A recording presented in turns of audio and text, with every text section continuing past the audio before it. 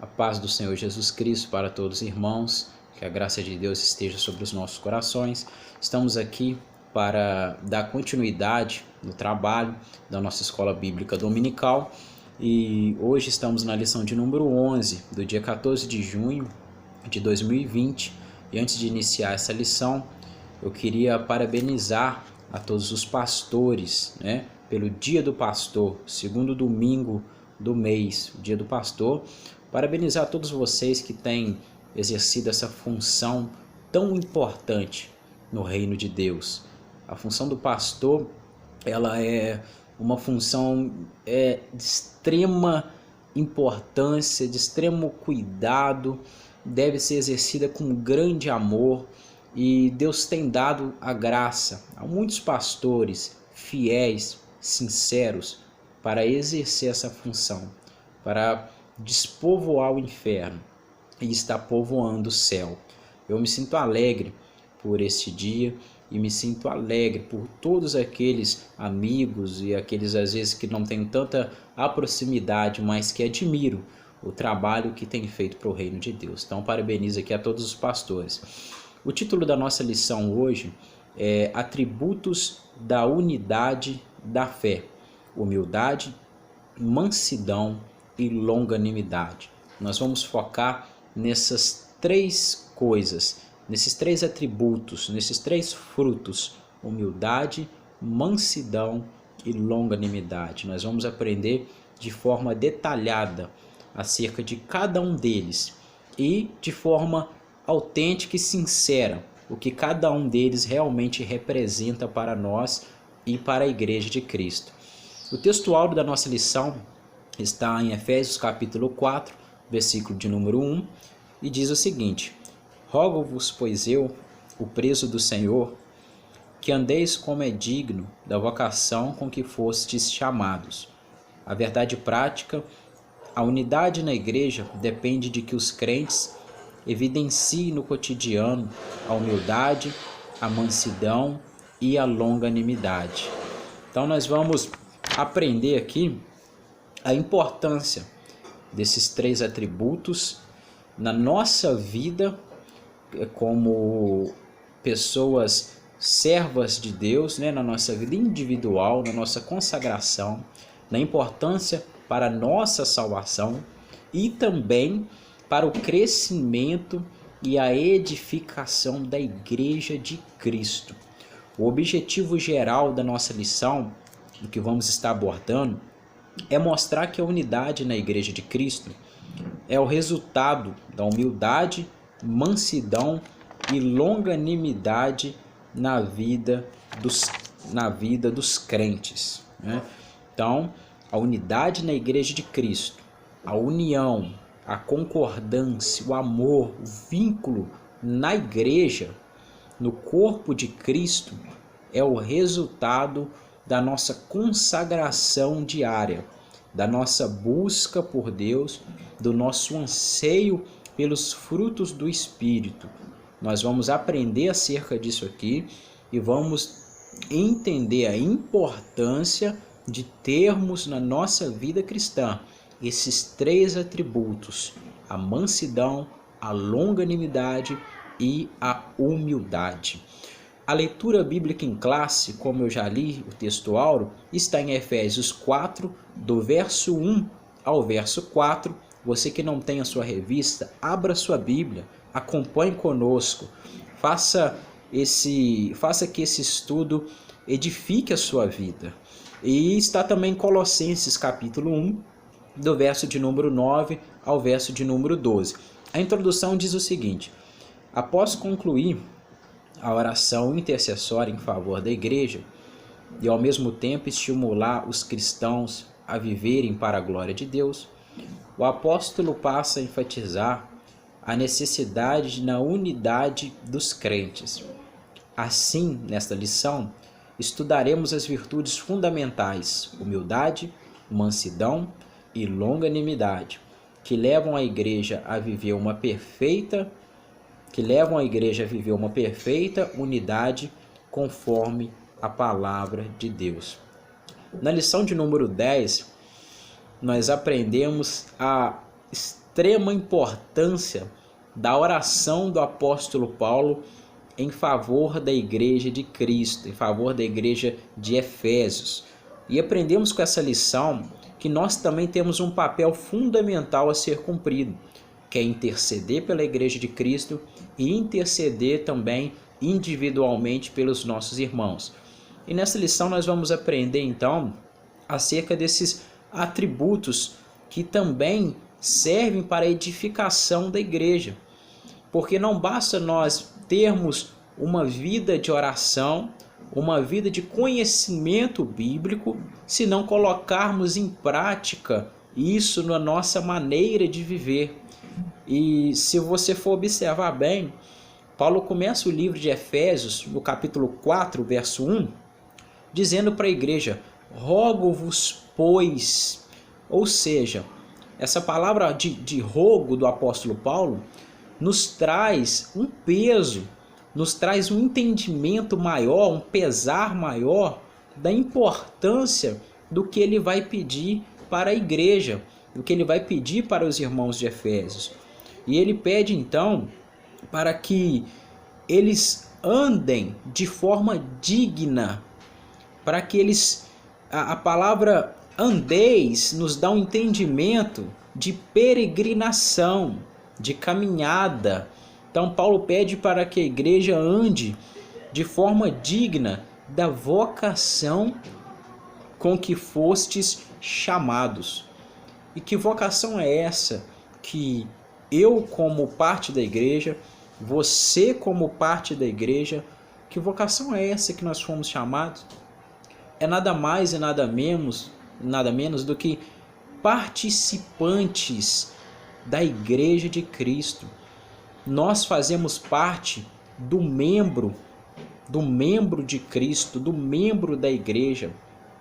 Nós vamos entender que a importância disso, irmão. Eu já queria abordar, está descrito no livro de 2 Coríntios. Eu já gostaria da gente estar aqui abordando acerca disso. 2 Coríntios vai nos falar, no capítulo de número 12, Paulo nos fala acerca da importância de cada membro para a igreja de Cristo.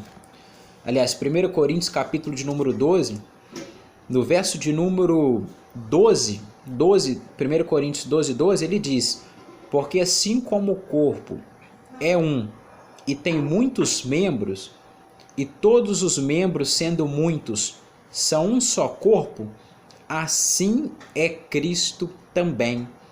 Pois todos nós fomos batizados em um espírito, formando um corpo, quer judeus, quer gregos, quer servos, quer livres, e todos temos bebidos de um espírito, porque também o corpo não é só um membro, mas muitos.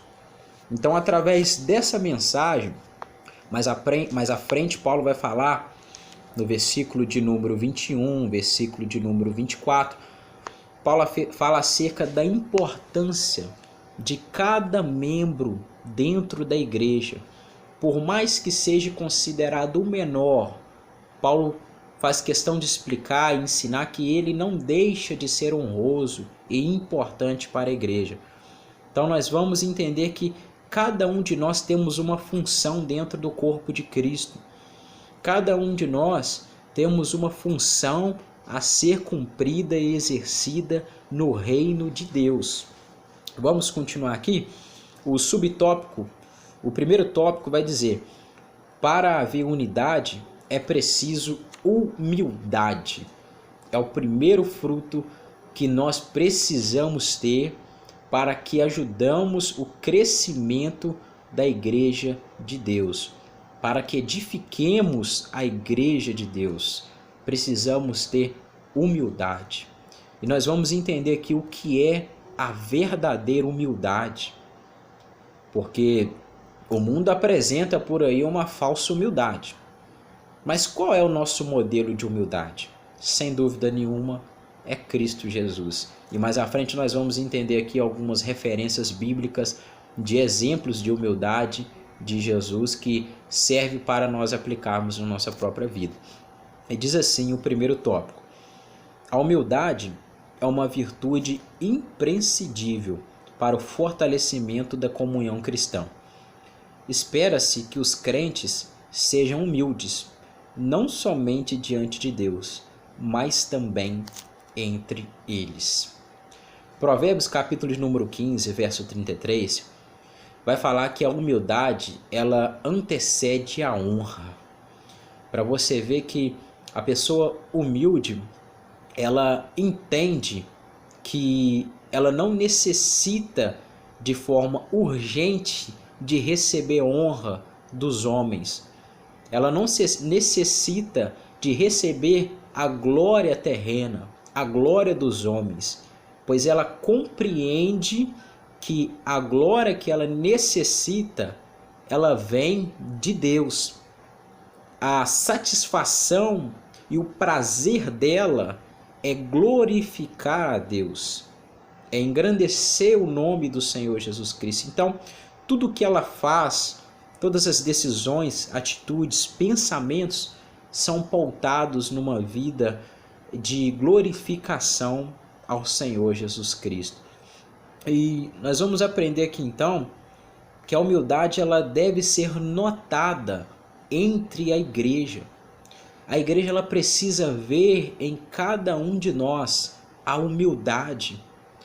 A humildade que é em nós precisa ser algo que vem do nosso interior e seja demonstrada pelo nosso exterior, através de atitudes, de pensamentos e através de decisões.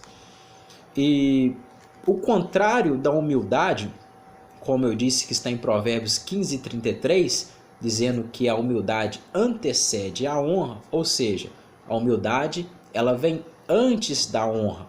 Aquele que é humilde geralmente não busca ser honrado, mas Deus de forma alguma deixará de o honrar, porque após a humildade praticada de forma genuína e simples, Deus com certeza honrará a cada um. E ao contrário da humildade a qual estou dizendo, Provérbios 16, capítulo 16, verso 18, vai dizer que o orgulho, que é o contrário da humildade, vem antes da destruição, e o espírito altivo antes da queda. Nós vemos por aí muitas pessoas orgulhosas, pessoas que abram mão da humildade para se encherem de orgulho, de satisfação própria. Então nós vamos entender aqui que a verdadeira humildade, ela só pode ser exercida no nosso coração através de um agente muito importante, que é o Espírito Santo de Deus. Nós não podemos ter a humildade se não for pelo Espírito do Senhor, porque não há essa capacidade em nós. Então nós vamos entender aqui, e vai continuar dizendo assim: a conduta geral do crente é o destaque dessa seção da carta. O apelo apostólico é para que os crentes andem de modo digno da vocação. É o que está no capítulo 4, verso 1.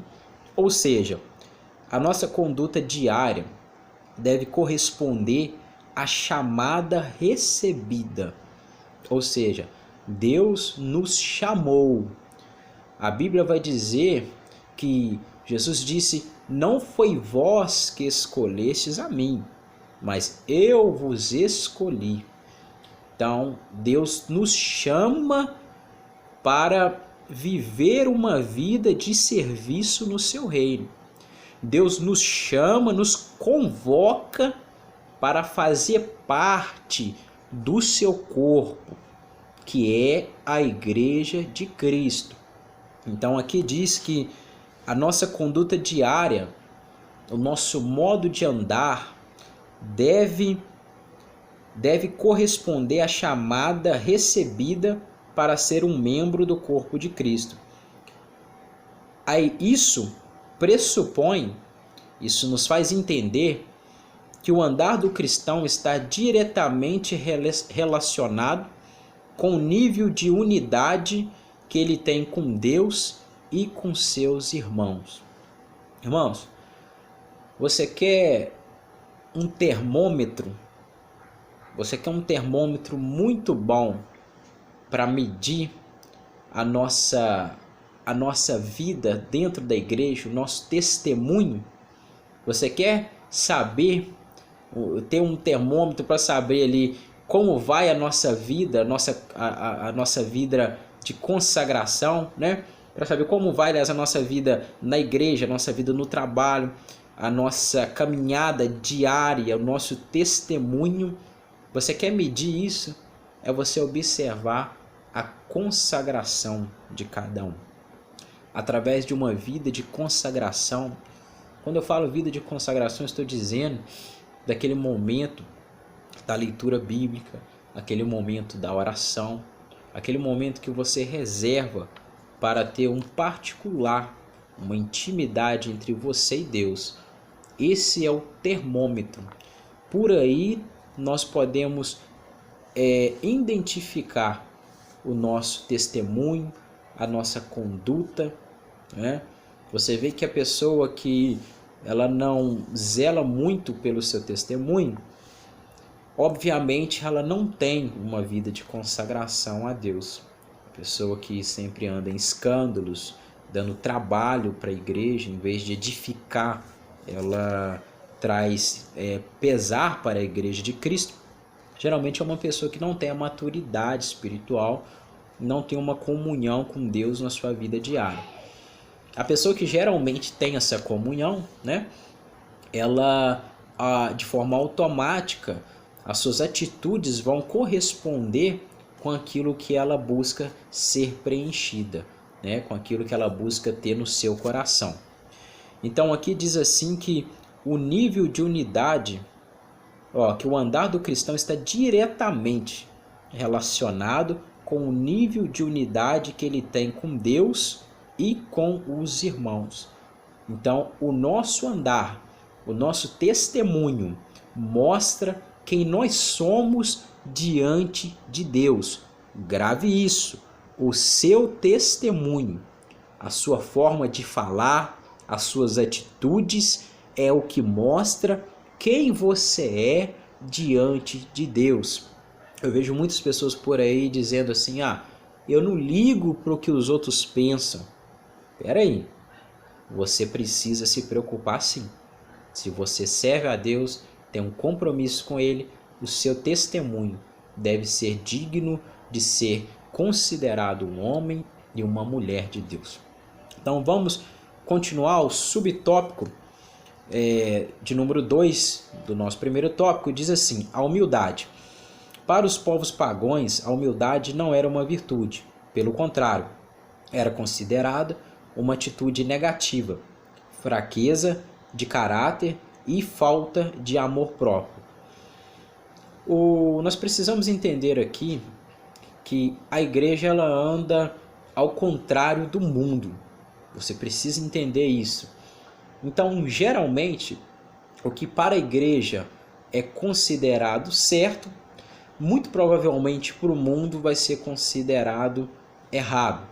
E o que para a igreja é considerado errado, com certeza para o mundo vai ser considerado certo. Então essa humildade que nós vamos ver aqui logo mais, que Jesus nos dá como exemplo, para o mundo é taxado como uma pessoa boba, uma pessoa inocente, uma pessoa fraca, uma pessoa que não tem amor próprio, como está dizendo aqui na lição. Mas para nós que somos a igreja, nós entendemos a importância da humildade no nosso viver diário. Então aqui vai dizer o seguinte: na vida de Cristo é que a humildade aparece como virtude. Pois, como está descrito em Filipenses 2, versos 6 e 7, ele não teve por usurpação o ser igual a Deus, mas aniquilou-se a si mesmo, tomando a forma de servo. Este é o primeiro exemplo e maior exemplo de humildade. Jesus ali, sendo filho de Deus, a palavra do Senhor vai nos dizer que ele não teve por usurpação, ou seja, ele não teve o desejo, a ousadia de querer tomar momento algum o lugar de Deus e a glória de Deus, mas pelo contrário, ele desfez de si mesmo, como diz aqui a palavra de Deus, aniquilou-se a si mesmo, tomando a forma de servo. Outro exemplo é com um jovem rico. A Bíblia fala que certa vez um jovem chega diante de Jesus dizendo: bom mestre, o que hei de fazer para herdar a vida eterna? Jesus, já diante daquele jovem, já dirige as palavras dizendo assim: bom? Não, só há um que é bom, Deus, meu Pai. Você vê que em momento nenhum da narrativa da palavra do Senhor, Jesus ele permite que a glória que deveria ser dada somente a Deus fosse direcionada a Ele. A pessoa humilde, ela não quer receber glória, ela não quer receber honra, ela entende que a humildade ela precisa ser exercitada em cada atitude e em cada momento da sua vida.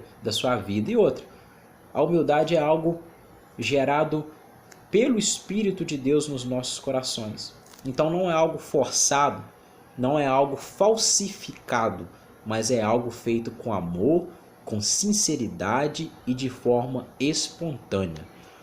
Vamos continuar aqui? No Evangelho de João, nosso Senhor lavou os pés dos discípulos, dos apóstolos, dando o exemplo de humildade. Está em João 3, do verso 13 ao 15.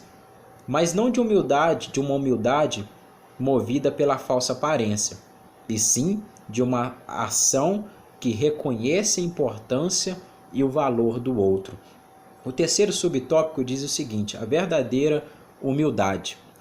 O que fica claro em Jesus e no ensino do apóstolo Paulo é que a pessoa humilde expressa a modéstia em oposição ao orgulho e à arrogância. Trata-se de uma postura que favorece o bem da coletividade no lugar do egoísmo. Então nós aprendemos também que a pessoa humilde, ela é também, primeiramente, modesta. Ela não tem o interesse, ela não tem o desejo de aparecer em nada que faz. Ela não tem o desejo de ser engrandecida pelos outros, de ser vista pelos outros, não. Porque ela tem o entendimento que tudo que é feito, tudo que existe, tudo que há, deve ser para a glória de Deus. Então, que haja essa humildade no nosso coração, que haja esse fruto do Espírito no nosso coração. A palavra de Deus, ela diz que nós precisamos buscar os frutos do Espírito, precisamos buscar os dons do Espírito e sermos aperfeiçoados para que edifiquemos o corpo de Cristo, que é a igreja. A continuidade diz assim: a verdadeira humildade coopera para a harmonia nos relacionamentos e promove a unidade no corpo de Cristo. Entretanto, é importante ressaltar que esta e as demais virtudes são produzidas pelo Espírito Santo que habita no crente. Não há quem possa desenvolver tal conduta sem que o Espírito Santo o transforme. Ou seja, não há nenhum homem, não há nenhuma mulher que possa desenvolver a humildade de forma própria. Nós não temos essa capacidade. Isso só pode ser dado a nós através do Espírito de Deus. Gálatas 5, no verso de número 2, diz: o fruto do Espírito é amor, é paz, é longanimidade, bondade, fé, mansidão, temperança. Todas essas coisas, elas estão incluídas na humildade. Todos esses frutos, todas essas características, elas devem ser notadas no crente, elas devem ser notadas naquele que serve a Deus. E aí, nós vamos entender aqui também partindo aqui para o segundo tópico, outro dom, outro fruto que é importante na nossa vida, que é a mansidão. Para haver unidade é preciso mansidão. A virtude de mansidão produz crentes capacitados a bem gerir os conflitos, promovendo paz e reconciliação na igreja local.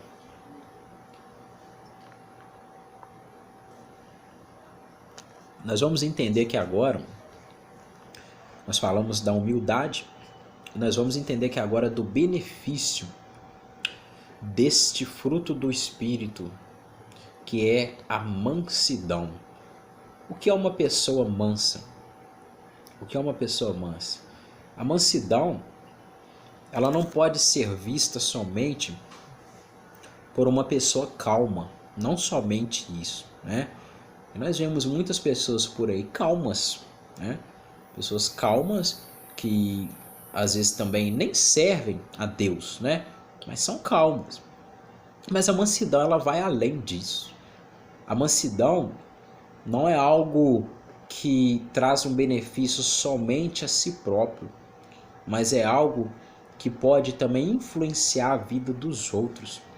Através da mansidão, você pode trazer a paz, você pode apaziguar certas situações, você pode ser uma pessoa, a pessoa que ela tem a mansidão, ela é uma pessoa pacífica, uma pessoa que promove a paz, né? Hebreus capítulo de número 12, a palavra de Deus vai nos dizer: seguir a paz com todos e a santificação, né?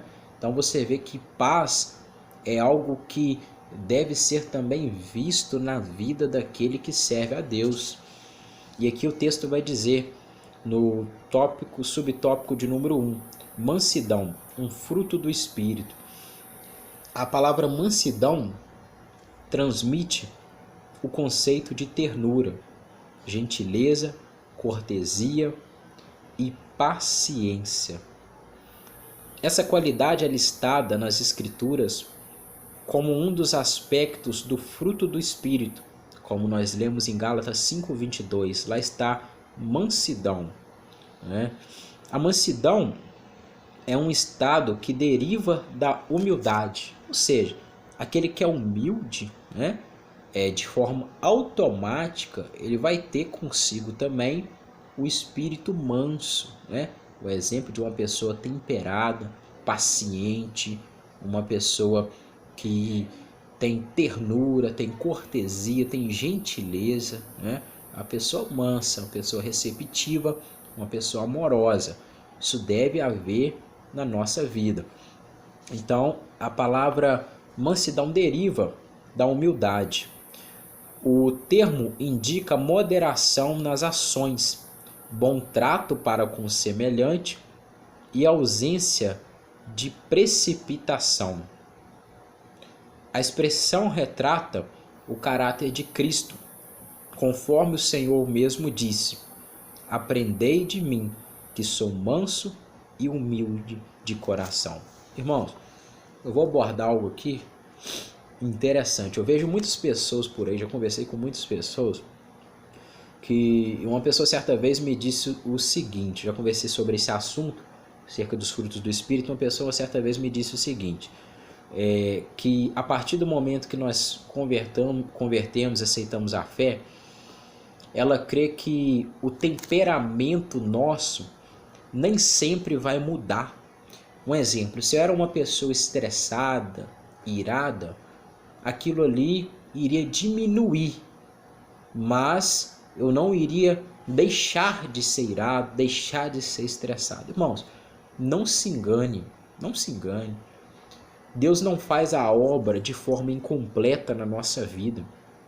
Se Deus tem poder para te salvar, te livrar da ira eterna, como ele não terá, através do seu Espírito, poder para exercer em você a transformação, poder para te fazer de uma pessoa irada, uma pessoa mansa? Como Deus não iria poder operar isso? Sem dúvidas, isso é uma grande heresia, nós não podemos crer nisso, porque Deus tem sim poder para nos transformar de forma completa, de forma genuína e de forma plena. Então aqui diz assim que a expressão retrata o caráter de Cristo. Você vê que em Mateus 11, capítulo 29, o próprio Jesus ele diz: aprendei de mim, ou seja, Jesus estava dizendo assim, ó, eu sou manso, eu sou humilde, eu sou receptivo, eu sou paciente, aprendem de mim. Ele não está dizendo, seguem o exemplo de Pedro, segue o exemplo de Paulo, segue o exemplo de Tiago. Não, Jesus disse, aprendei de mim, porque ele é o nosso maior exemplo. Então, aqui nós entendemos que a mansidão é um fruto do Espírito que também precisa ser presente na nossa vida, no seu trabalho, na sua escola, na igreja que você congrega. Será que você é uma pessoa que demonstra mansidão? Será que você é uma pessoa que demonstra humildade ou não? Às vezes a arrogância toma conta, às vezes a ira toma um pouco de conta do seu ser. Devemos ter cuidado com isso, porque isso muitas das vezes identifica quem nós somos diante de Deus. O segundo subtópico vai dizer: grandes exemplos de mansidão, Moisés e Jesus Cristo. Moisés foi reconhecido como o homem mais manso que havia sobre a terra. Essa reputação se deu em virtude de o legislador, entre outros aspectos, não revidar nem guardar rancor quando foi atacado pessoalmente. Nessa mesma perspectiva, Jesus Cristo manteve o autocontrole, enquanto era injustamente caluniado, e durante seu julgamento não pronunciou qualquer palavra contra seus acusadores. Assim temos o exemplo de mansidão diante das mais difíceis circunstâncias. Algo também que nós entendemos, a nossa oportunidade de demonstrar a nossa humildade, de demonstrar a nossa mansidão, ela vai vir nos momentos mais difíceis. Porque nós vemos muitas pessoas falar assim, eu sou calmo, mas até alguém pisar no meu pé. Eu sou calmo, mas até alguém tentar me estressar. Ou seja, na verdade ela não é calma, na verdade ela não é mansa, ela só precisa de uma oportunidade para que a ira dela venha se acender. Mas nós precisamos ter, mesmo nos momentos mais difíceis, a mansidão e a humildade permanente nos nossos corações. Pois, como eu disse, Deus ele faz em nós a obra de forma completa. Então, se nós não temos humildade, se nós não achamos ter a humildade, não achamos ter a mansidão, que possamos preocupar e buscar esse aperfeiçoamento através de Deus. O terceiro subtópico do tópico 2 vai dizer: a verdadeira mansidão. Pessoas com essa virtude são disciplinadas e capacitadas a perseverar na perseguição. Não revidam os maus tratos sofridos, não se apressam a emitir juízo, não cedem às provocações, nem dão espaço para ressentimentos. Essa virtude não significa fraqueza ou inferioridade. Pelo contrário, indica o mais seguro controle emocional. Irmãos, a igreja de Cristo, ela precisa ter esse equilíbrio. Que equilíbrio é esse? O equilíbrio emocional. Ela precisa ser exemplo para o mundo lá fora. A Bíblia vai dizer que nós somos o sal da terra e a luz do mundo. O mundo olha para nós esperando a nossa atitude em meio aos momentos difíceis. Podemos pegar agora o exemplo dessa pandemia que estamos aí enfrentando. Será como nós temos nos comportado diante disso tudo? Será o que temos passado para as pessoas que estão à nossa volta, no nosso trabalho, na igreja, na casa, os vizinhos? Será que temos demonstrado uma inquietação, uma preocupação exagerada? Ou será que temos dado o exemplo de mansidão, o exemplo de equilíbrio, o exemplo de domínio emocional, de equilíbrio emocional? A igreja ela precisa ser equilibrada. Nós precisamos adquirir isso. Essa virtude, ela nos é oferecida através de Deus. Esse é o desejo de Deus para nós, equilíbrio emocional. Então nós vamos entender aqui que essa virtude não significa fraqueza. Ser manso não significa ser fraco, mas indica o mais seguro controle emocional. Assim, a mansidão trata da submissão do homem para com Deus e sua palavra. O quarto subtópico vai dizer o seguinte: mansidão pressupõe conciliação. O comportamento conciliador é a demonstração prática da conduta de quem possui mansidão por meio de uma postura equilibrada diante de circunstâncias adversas. Ele transmite a ideia de pacificação em meio harmonioso de administrar os conflitos. Se todos os crentes de cada igreja, olha que maravilha, olha que interessante, hein?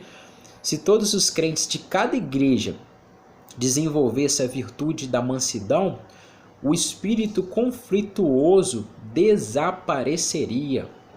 Irmãos, como eu disse no início, tem muitos pastores aí que são guerreiros, porque lidam com pessoas desequilibradas emocionalmente, pessoas que de forma facílima têm a sua ira acendida, causam conflito, dissensões dentro da igreja de Cristo. E como diz aqui, como seria bom se cada um de nós conseguisse desenvolver esse espírito de humildade e mansidão dentro de nós, né? Então diz assim: em lugar de sentimento faccioso, nós apresentaríamos um espírito manso e conciliador, né?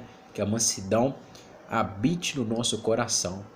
A mansidão também é virtude produzida, como eu disse, pelo Espírito Santo. Os mansos são pacíficos e impedem a proliferação dos conflitos dentro da igreja. O nosso tópico de número 4 diz o seguinte: para haver unidade é preciso também longanimidade para o exercício do perdão. Rapidamente vamos entender aqui o que é uma pessoa longânima. Longânima, a própria palavra já nos diz um pouco o que é. Vamos entender aqui. A virtude da longanimidade capacita o crente a ser tolerante com os erros alheios e assim liberar o perdão aos ofensores. Subtópico de número 1 diz: longanimidade, um fruto do Espírito. Longanimidade tem o sentido de paciência, tolerância e constância. É mais um dos aspectos do fruto do Espírito desenvolvidos no crente. Em termos gerais, essa virtude significa tolerar pacientemente a má conduta dos outros. Tanto que a Bíblia nos ensina a ser pacientes na tribulação. Romanos 12:12 fala, né, para a gente ser pacientes em meio à tribulação. Assim, suportar os erros dos outros e as adversidades da vida são o lado prático da paciência. pois o próprio Deus é descrito como longânimo e tardio em irar-se. Contudo, o exercício da paciência requer a virtude do amor, que é o princípio basilar de todas as ações do crente, salvo por Cristo. A palavra de Deus, ela nos diz, nos dando um exemplo de Deus ser longânimo, que ainda que muitos tenham por tardia a volta do Senhor Jesus Cristo, Deus ele é longânimo, não querendo que muitos se percam, mas que todos cheguem ao arrependimento. Nós entendemos com isso que longanimidade ela é exercida através do amor.